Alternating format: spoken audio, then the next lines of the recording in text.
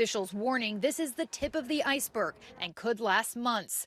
In New Jersey, a child who had traveled internationally was hospitalized in Bergen County. 2 close family members of the young patient were later infected, all 3 unvaccinated. The New Jersey Health Commissioner saying so far the virus appears to be contained. The Department of Health is in contact with the cases and that we are doing safe contact tracing. We're out there trying to keep this contained. But in West Texas, alarm growing after measles claimed the life of an unvaccinated child, the first death from the preventable disease here in the U.S. in a decade. 124 confirmed cases there, but tonight officials tell ABC News that number could be much higher. At least 20 pediatric patients admitted to the hospital since the start of the outbreak, all unvaccinated.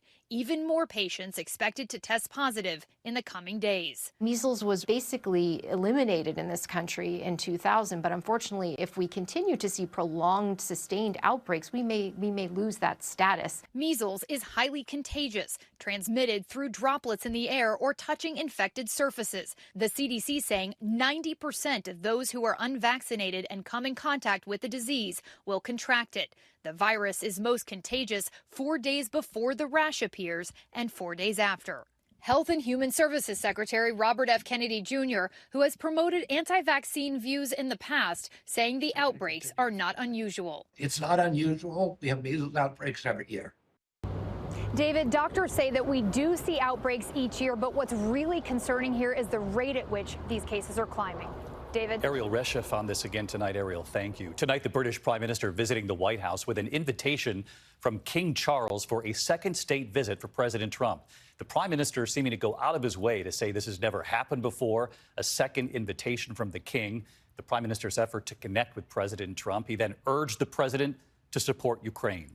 And President Trump was asked today, will he apologize to President Zelensky when he visits tomorrow after calling Zelensky a dictator, but repeatedly declining to call Putin one. Here's Mary Bruce.